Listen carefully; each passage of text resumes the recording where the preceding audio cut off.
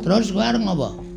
Nek kowe mepalangi karepe Begawan Durna, kowe tak kantutke dosane, kowe tak sirnake Bagong. Wo, durung ngerti awake dhewe cah. Kowe arep nyenake Bagong apa piye? Ha. Pengen tak timblis saka dhuwur. Ya ngono apa piye Durna? Lho. Lho gareng kok iso mabur? Lho, gareng wis tuku tiket pingenane kok. Padahal ora iso mabur. Gareng nek wis ngono kae nimblis apa-apa iso pecah sirahe. Gareng nimblis sampean dies. Sampean pecah sirahe glecak. Aku saka njeron bumi. Slep. Halo. Iki tak ketokke ndase tok. Ndase tak ketokke, awake tak klelepke. Hah?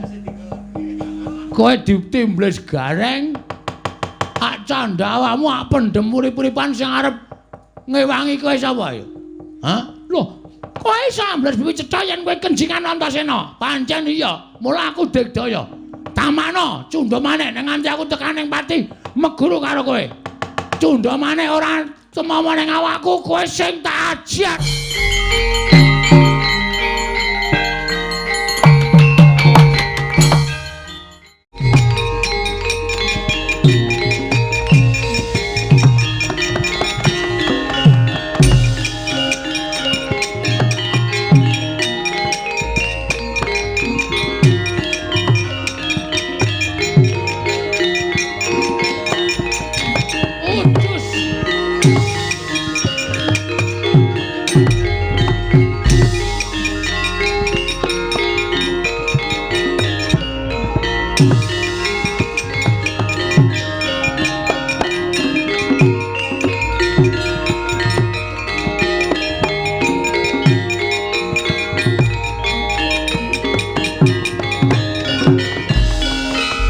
Kangro sesumbar lindhu bumi kuncing kumalu dukuntur ketup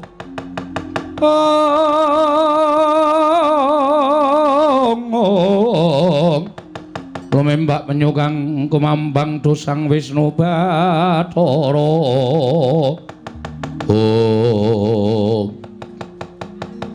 Bagong sama aku kok kaya urung tau tepung lho. Aku Kurawa, piranganing Sata Kurawa. Kartomarma dudu Kartomarma, pancen aku padha karo Kartomarma ning aranku Surtayu. Wis jeneng kok nganggo jeneng kali lho. Jeneng kali sapa? Serayu. Surtayu, Surtayu dasar pranyata. Bapakmu tak boyong ning negara Ngastina. Nek perkara Durna arep boyong karo bapak mung gumantung wangsulane bapak. Bapak gelem apa ora? Nek bapakmu ya wis wong nyilik wong ngomboyong ki adile sing diboyong gelem ya mangkat ora ya wis. Ora kok meksa sak penake dhewe. Terus arep gawe geger karang kadempel. Bagong sing ora trima. Tantrimaning Bagong Durna tak tantang aku ngerti nek Durna nggawa Kurawa. Ayo, krubuten legane atiku. Boyongan Semar nek iso nglangkai kuwandane Antasena. Ngapae? Aku sing tok ajokke. Ha sampean iki ajeng ngewangi kula mboten? Ngewangi kowe. Aming ditantangke kok nesu. Lha niku wong tuwa dikeplak. Salah kok omongane ting clemong sak penake dhewe. Pun pokoke sampean siap begitu niki wani sikat. Yo. Karo ketua pemuda ora kena ngeyel. Iya ya. Nyepelekke ora. Iki jagoku. Lho, Antasena. Heeh, Pakde. Aku sing ngewangi Siwa Badranaya ya kakekne Semar. Nek Pakde Surtayu ora gelem mundur sak Kurawanu aja takon dosa aku sing ngarep ngundurke Kurawa. Mulane Bagong gembilo sirahe gleleng pacake jebul didombani karo Antasena. Pancen bener, nek ora ana iki apa wani aku. Aku wonge jujur kok. Gandeng ana para putra Pandhawa mula lambeku sak penake dhewe ling jeplak. Mergo aku dikewangi karo anak-anak Pandhawa. Ayo. Sirnana Ndara Antasena boyongan Semar. Nadyan kowe diwangi anak-anak Pandhawa sepira kekuatane anak Pandhawa. Apa kira-kira iso ngalahke para Sata Kurawa sing dadi nyatane minggir jajale Antasena. Siap Den, siap Gong. Maju. Yo. Aku mundur.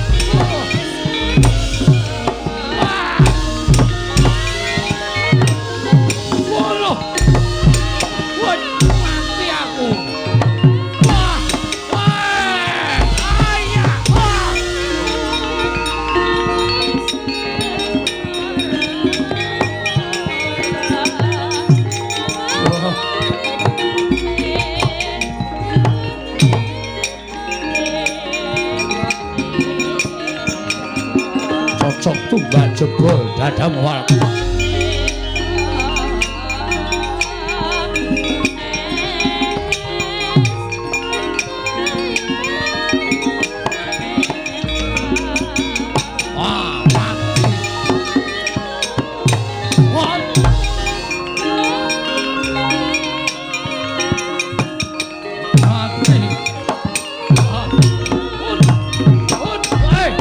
Lagi.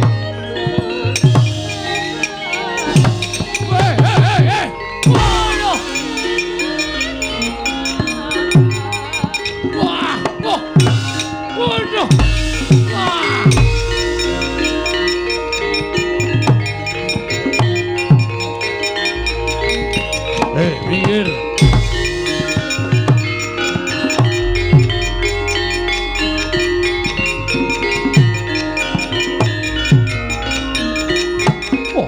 Gatut Kaca Siwa Kartomarma. Kula aturi mundur. Wah, ora bakal mundur mboyong Semar.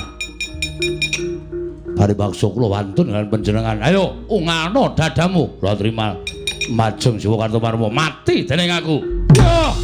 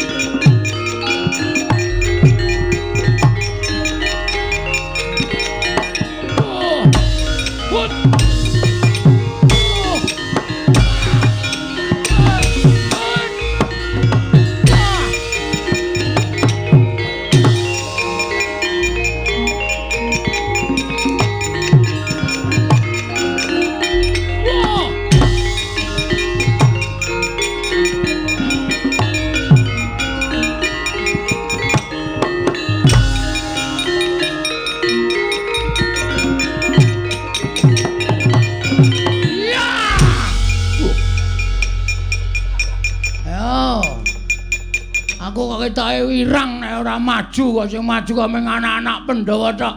Padahal iki Karang Kadempel, bumi wutah getihku. Ora pangling iki, Satama. Edian ora basa karo piyayi. Basa apa? Amun basani kowe ya. Dhuwur aku derajate karo kowe. Lho, kowe batur. Aja disawang lair, Mas. Kowe ketoke piyayi ning nuwun sewu. Metu saka weteng apa kowe? Hah? Wong tuaku pendhita. Bapakku pendhita, ibuku widodari. Widodari ning keleke papat. Lho, keleke papat piye? Kowe ora ngerti critane apa? Kowe iki anak jaran mo. Hus. Ora watun iso ngucap. Kowe aja ngino karo Satama. Ayo, neng kene sapa kowe apa aku sing kudu tekaning pati? Piye? Kaya apa aku sing kudu tekaning pati? Lena pangendhamu tak pecah siramu. Lena pangendhamu tak suguhi ramban. Tanai dedak kowe mesti doko. Ha ta? Kuwi pangananmu to? Ora. Kalonjana wis kene ijo-ijo. Us. Ijo-ijo dengkul mlocot. Mati denengku panggal tayani. Yo.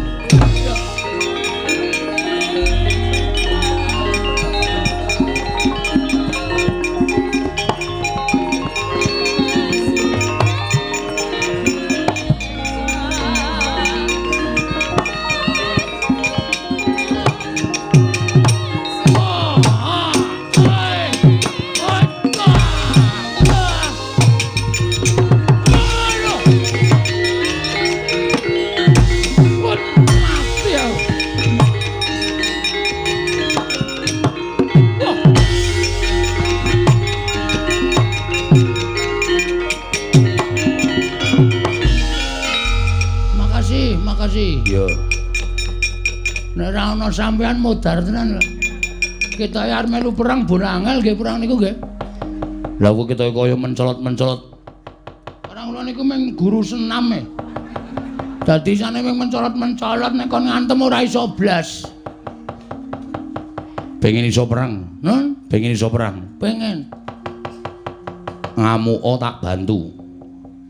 Serius? Yo. Yo ora mung omong kosong lho, ora. Tak bantu. Carane aku mancing ning awakmu.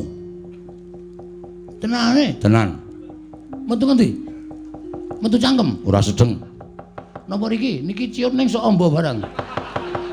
Dengkulmu mlocot ora. Ngampet-ambegan. Mancing ning awak mau. Nggih.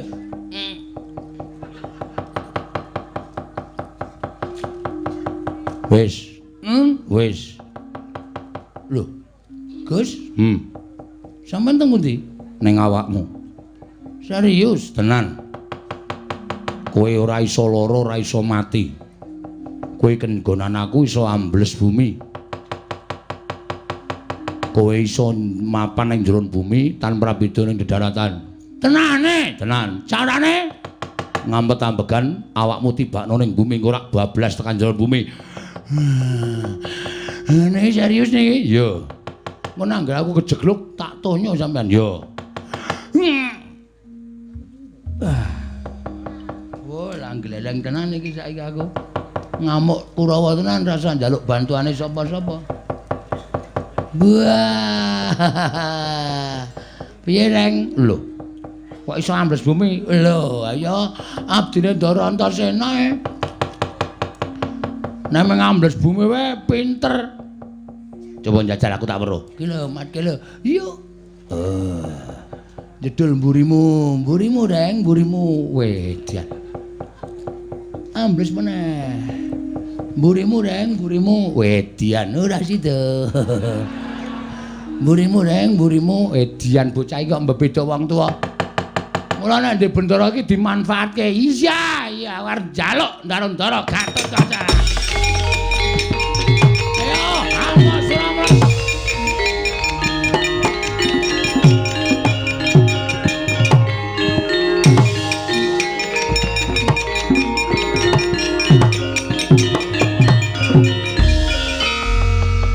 Nolo garing nggih. Ngopo mrene? Bagong pamer Ndara. Kula wiwirangan. Pamer apa? Dinclupi Ndara Antasena terus titik-titik ambles bumi, titik-titik ambles bumi. Tela kula dintekke kabeh. Telane sapa? Tela pekarangan kula do ambruk. Jupuki Bagong saka njeron bumi. Bagong iso ambles bumi. Dinjingi Ndarantasena, mbok kula dinjingi to Den, mari iso mabur. Pengen aku mancing ning awakmu. Nggih. Ngampet-ampekan. Aduh. Malah ngentut kula. Pun kipun. Kowe tak nggoni awakmu kowe iso ngambah Dirgantara. Sapa-sapa iso tak sambri. Oke, Gempun.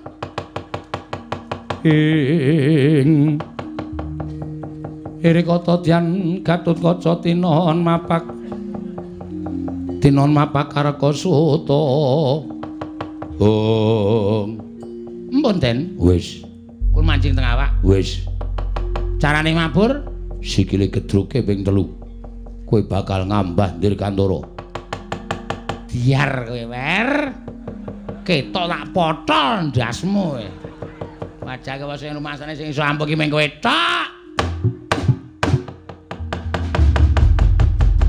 Wah, merdeka tenan iki. Wah, geleleng tenan. Ayo, Kurawa Suramarta Jawa cangkingi siramu kabeh kowe.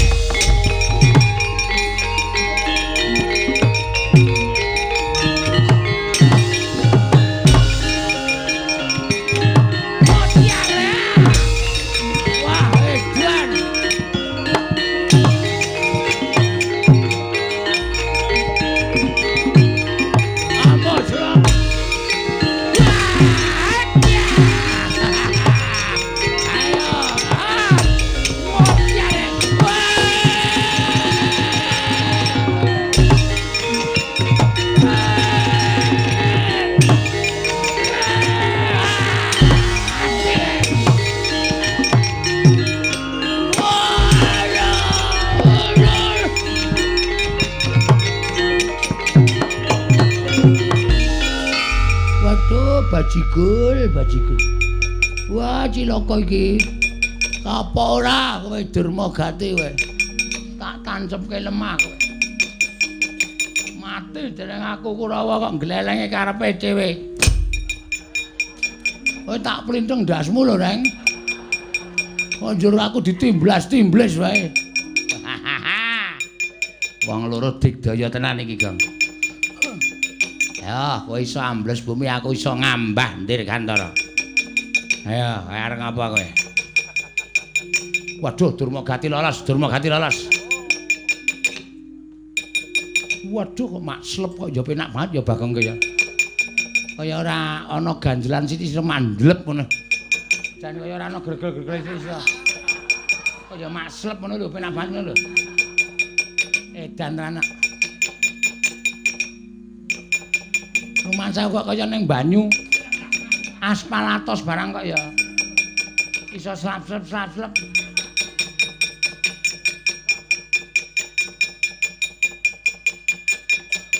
Kurawa bubar ora karo-karuan. Ming mungsuh Panakawan kok sak penake dhewe. Oh, Kurawa nggedabiah kok ki ancacah ngrebdo tanpa guna.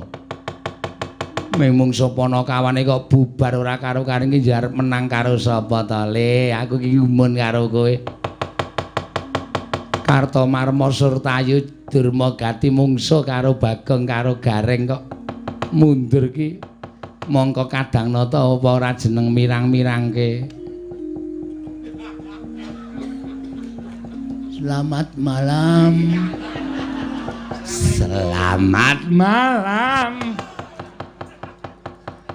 Sangkune gila karo aku. Paring dikira demit kok jedul saka njeron bumi. Meneng wae. Oh yae, legane. Banter tenang.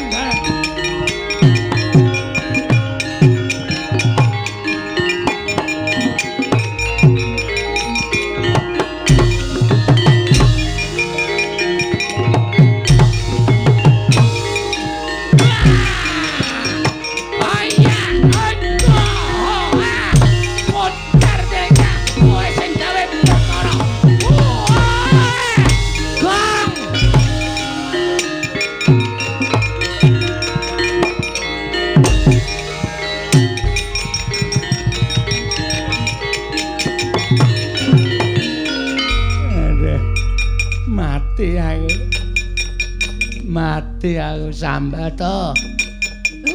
Ayo, Amuk Suramarata, Jayamarata imbang yen padha-padha. Bagong aku njaluk urip.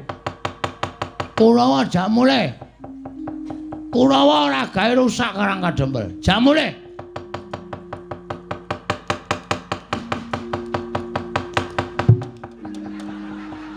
Lak tonyo lho, Reng. Medune nang isor nggo pencokan sirah. Sorry. Yo Karang rung tau landing. Nyen ngapura kaya. Oke, sing dadi tok sumbering perkara wis kecekel. Heeh. Kapake, Reng. Bondo wae.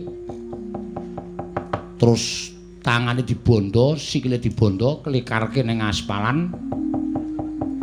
Kowe golek beras sak gegem. Heeh.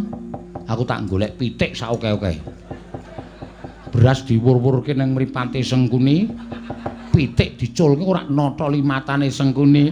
Aja, urung entuk pitike. Nek kok geger to ya? Aduh Bagong, aku njaluk ngapura. Mesake kuwi jenenge niksa. Ya nek Sengkuni mati namung picak. Rame dadi tukang pijet to. Ha iya. Sakit to? Ngene wae, golek gerobak loro, terus gulu taleni gerobak kon mlaku ngalor, sikil taleni gerobak kon mlaku ngidul. Engko ora pedhot wetenge. Aduh. Aja Bagong. Gerobake lagi nggo ngusung damen. Kowe santai wae. Aduh mati aku. Aku tak nggawa Kurawa mulih ning aja mbok siksa. Mulih. Ora mulih ditanono kowe. Iki aku nek wis nesu ngene iki aku gelem ambles bumi, kowe tak pendhem urip-uripane bumi modal lho Sengkuni. Iya aku tak bali.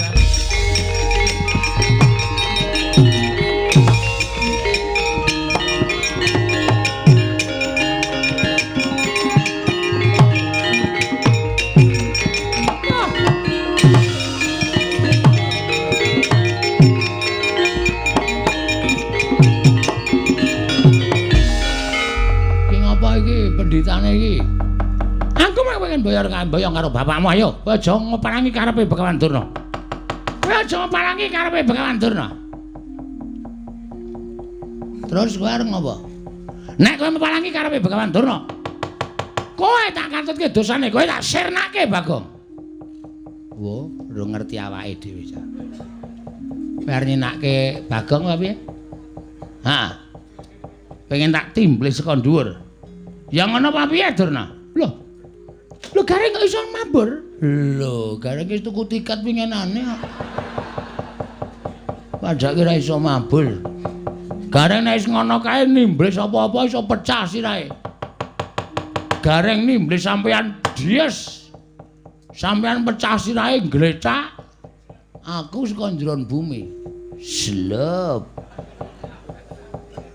Halo. Tak ketokke ndase tok. Ndase tak ketokke, awake tak klelepke. Hah? Kowe ditimblis Gareng. Ak candha awakmu ak pendhem urip-uripan sing arep ngewangi kowe sapa ya? Hah? Loh, kowe iso ambles bumi cetha yen kowe kenjingan Antasena. Pancen iya, mula aku digdaya. Tamano, cundha maneh ning nganti aku tekan ning pati meguru karo kowe. Cundha maneh ora Semama ning awakku kowe sing tak ajar Begawan Durna.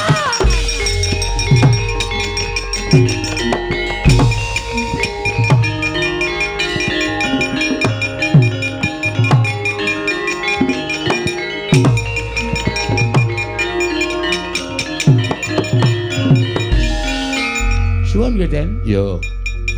Padha-padha. Ning telane Gareng balekke. Ajeng iki kula nganu kebaan rondo Kebaan rondo ki rak ya golek nganggo dhuwitmu dhewe ora kok ambles bumi kok nyasaki pekarangane Gareng. Balekke, nek ora tok balekke aku moh. Kowe tak pidana engko. Nggih, mengentuk sithik kok. Sithik apa ning katok gedabel ngono kok. Karang kula lebokke sak barange. Gongnon. Kurawa wis mundur. Nggih. bapakmu kon tekan kene. Terus wigatine apa sing diperintahke bapakmu bakal dilaksanakan dening anak-anak Pandhawa. Oh nggih, Mir. Mir. Setan. Mbok yo sing sopan karo bapakne Marmir. Timbali Ndara Antarsena. Nendi? Kae nang pelataran kae Ndragalkaca Ndrantarja sing arep tok jibah, tok wenehi tugas. Aku saged diutus ning Ngamarta. Aku saged diutus ning Mandura. Siwa Badranaya. Nggih. Tak suwun ampun ngantos dados dredah. Pokoke upama sinuwun Narendra ingkang kula kersakaken rawuh nek ora kersa rawuh ora apa-apa. Ning sing baku pusakane. Dadi sing diutamake pusakane. Oh ngono kae. Nggih. Yen pancen kaya mengkono aku tak nyuwun pamit. Yo Siwa Semar aku nyuwun pamit. Siwa Badranaya aku nyuwun pamit. Nggih, ngatos-atos kula enteni teng Karang Kadempel. Nglumpuk ing para bendara lan pusaka, bisa nyembuh kekuatan kula anggen kula badhe mujudaken gegayuhan kula Ndara. Ya. Ning wangsung mono madin luwih kana sasmintaning ingsun jagat wasisaning Bathara. Ora pangling kaya Atmat Jaku Ndrapsila geni. Wisang geni ingkang sowan ning Projing Ndarawati. Padha kanthi harja nggir sowanira kulup Bambang Wisanggeni. Tansah pinanganing kawidadane ring Sambikala Praptakuwa, aku ngaturake sembah bektiku katur ngersaning wa Dwarawati. Ya, tak tampa. Gawe gedhening atiku ora liwat pangestu ning wakmu tampanana. Ndak gegem dadiake jimat. Antasena Atmat Jaku Cah Bagus padha kanthi raja sak praptamu. Pangestune Siwa Ireng wilujeng ning Sambikala. Aku ngaturke bektiku katur ya wa. Ya, nggih tak tampa pangestuku tampanana. Anggir kekalih. Ingkang paman ngaturaken karaharjan rawuhipun nggih. Paman Setyaki minantu ing karaharjan sowanku paman bektiku katur ya paman. Ih kula tampi. Bektiku katur ya mak cilik. Ih kula tampi Anggir Antasena. Dipun sekecaken anggenipun sami lenggah wonten ing Datul ya Projing Ndarawati. Yo, mak cilik kaya wis ora kurang prayoga. Misanggeni. Ana mari gawe apa dene sira sowan mongko tanpa tinimbalan. Mara gage matura yen pancen sowanmu iki saka pribadimu dhewe matura ingkang terwaca nanging yen ana ingkang ngutus sira diutus apa kulup Uma Ireng Atmat Jaku Ndrapsila geni kepiye sejatine praptaku ning negara Ndarawati iki ora saka kareping Wisanggeni dhewe nanging pancen aku ana ingkang ngutus sira kulup diutus dening sapa Aku diutus dening Kaki Badranaya, ya kakekne Semar. Wa mugi andadosna ing kawuningan yen to sejatine kakekne Semar mau banget nggone menggalake marang negara Ngamarta. Ya kuwi negaraning pepundhenku para Pandhawa. Mulya ento nganti ana wawan sithik wae tumrap negara Ngamarta, mesti kakekne Semar mbudidaya supaya mulihake negara Ngamarta kaya wingi uni. Ya, pancen kuwi kewajibaning Kakang Semar Badranaya. Lah, dina samengko cetha banget Kakang Semar dawuh. Kalawan Wisanggeni kakekne Semar dawuh kelawan aku. Yen to wektu dina iki negara Ngamarta nedheng taman Pacoban. Akeh para kawula ingkang padha sinar marang kautaman, wekasan jejeking adil padha ditinggal. Pernataning hukum negara ora padha dipaelu. Wekasan padha nggudel bingung, numbuk bentus sakarepe dhewe. Mula kakekne Semar bakal duwe gawe ya kuwi mbangun kayangan dudu kok wujuding wangunan ingkang magrong-magrong ingkang tanpa beda kaya wangunaning kayangan kuwi ora nanging pengen mujudake negara Ngamarta kuwi urip ing para kawula embane kaya ning kayangan kebak ing katentreman kebak ing karukunan lan kabungan ora ana rasa cedha cinedha ora ana rasa cacat cinacat lan ora ana rasa gejegan anane amung sarwa tentrem suka raharja kepengin diwujudake ana ing negara Ngamarta. Nanging ana syarat-syaranane ya kuwi kudu nampa rawuh ing pusaka Ndarawati ya ing winastan Sekar Wijaya Kesuma. Mulawa gandeng kakekane Semar kuwi piye ingkang wis keladuk yuswa. Mula tumrap Wisanggeni nyaguhi marang apa kang dadi dawuhing kakekane Semar minangka duta saka Karang Kadempel sowan marang Projing Ndarawati. Ing wigati aku pengen nyuwun ngambil Sekar Wijaya Kesuma yen perlu Siwa Ndarawati ndak aturi rawuh ning Karang Kadempel. Saperlu ngestreni marang kakekne Semar nggone bakal duwe gawe mau apa upama Siwa Ndarawati ora kersa tedhak dawuhing Kakang Semar cetha lamun yen Siwa Ndarawati ora kersa rawuh ning Karang Kadempel ingkang kudu rawuh pusaka Ndarawati Sekar Wijaya Kesuma wa ireng ing Ndarawati ing kemejot padoning latinetra kocak ngundarandir idemnya mangolon caka wadanari romberaneng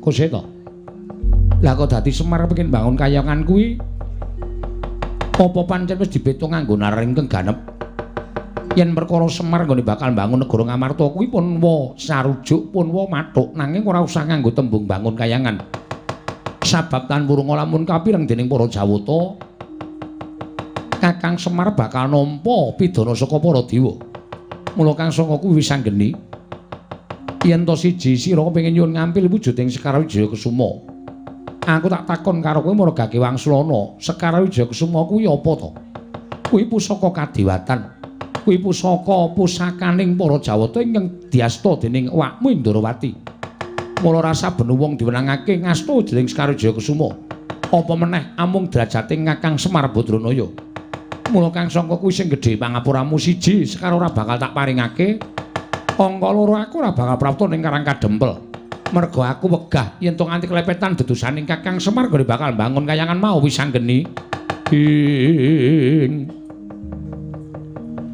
Gagatri sanggap irang ulin angkul kirempit kempit dosang reknaning bawana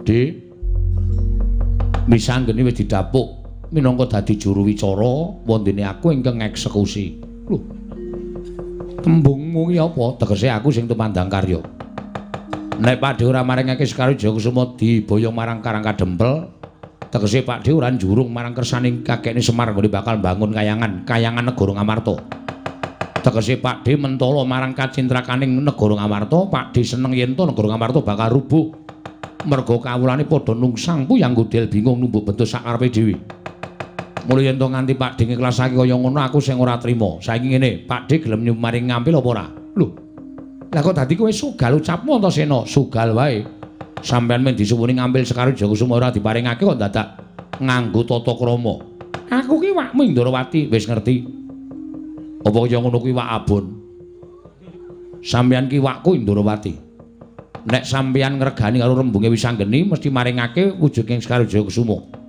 nek Siwa Ndarawati ora maringake rawe-rawe rantas malang-malang putung kok sik to tembungmu kuwi kok nantang karo wakmu Ndarawati tembung rawe-rawe rantas malang-malang putung iki tegese kowe arep wani karo wakmu Ndarawati paripaksa kudu wani nek Siwa ora maringake ngampil aja takon dosa aku wani karo Siwa Ndarawati Pakdhe Kresna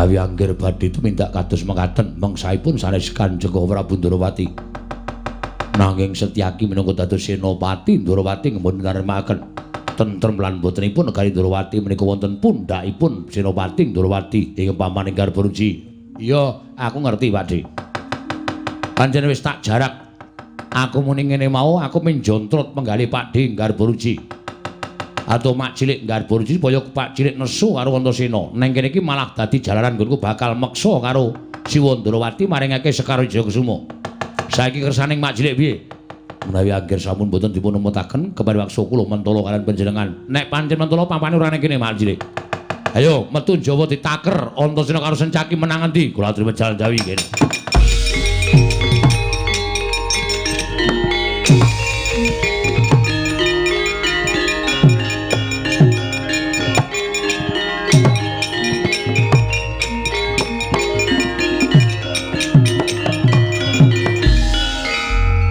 krewikan dadi grojokan gegoyon dadi tangisan mongko niate wakmu ora kaya ngono kuwi sanggeni lah kok dadi kakangmu ngrandu gombol ingkang ora bisa meper marangmu bal-babaling kanepsun aku mung manut karo Siwa Ndarawati Yen manyen perkara iki arep digawe rame ya digawe rame, nek digawe becik ya digawe becik, nggih.